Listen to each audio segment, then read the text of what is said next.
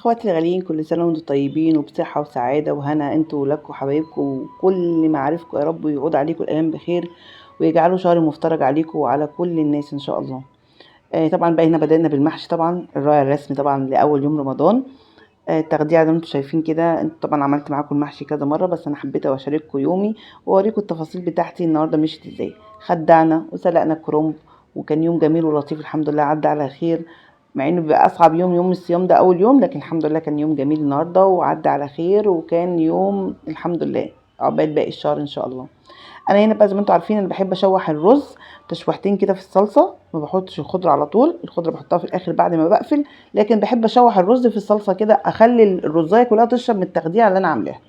هنا انا خلاص كنت طفيت النار خلاص، بس بشوح كمان برضو تشويحتين كده معاهم. وادي التغذيه بعد ما خلصت كانت تمام التمام. وحشيت. بصوا حله صغننه على قدنا، كانت على قد الفطار بس كانت حلوه وتمام.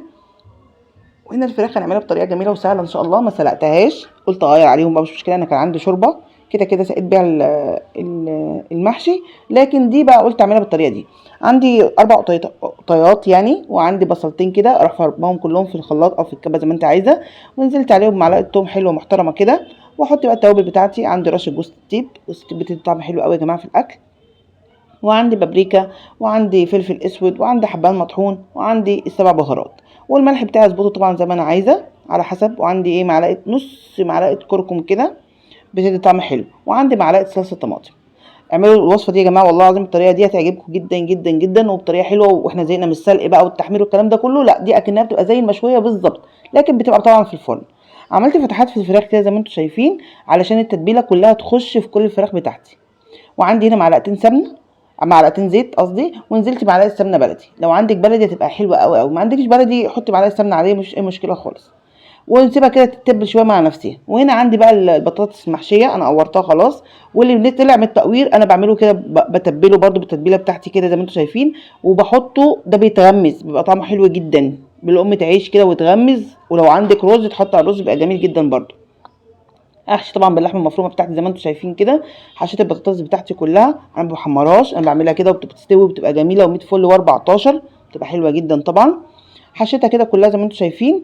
وعندي ضربت قطيتين في الخلاط وحيقتهم، حطيت ملح وفلفل وبهارات وحبان مطحون وكزبره، كل التوابل اللي انت حابه تحطيها حطيها زي ما انتم شايفين كده. وسقيت بيها البطاطس وحطيتها على من فوق البوتاجاز، خدت غلوتين واستوت كمان فوق، كملت سواها كله فوق. وبعد كده حطيتها في الفرن، خدت اللون بتاعها في الاخر وخلاص.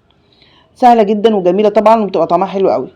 هنا بقى طبعا الفراخ بتاعتي بعد ما قعدت طول النهار، انا كنت بادئه بيها هي اول حاجه عشان تقعد في التتبيله دي مده طويله يعني.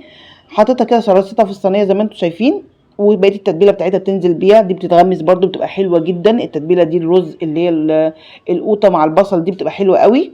وغطيتها بورق فويل، حابه تحطيها في الفرن، حابه تحطيها على عين بوتاجاز تستوي، انا حطيتها برده على عين بوتاجاز والله استوت، ما كملتش ما شاء الله ساعه استوت فوق خالص. وبعد برده حطيتها في الفرن خدت الوش بتاعها. وهنا البطاطس بوريكم بعد ما كانت بتستوي خلاص، وهنا بعد ما اتحمرت خلصت تمام 100 فل و14. ما شاء الله النهارده الفطار كان جميل بسم الله ما شاء الله، وانجزنا في وقتنا. وهنا لفه جلاش كنت عاملاها كده، هبقى اوريكم طريقتها لوحديها في الفرن هي بتستوي، وكله تحت السيطره، كله 100 فل و14.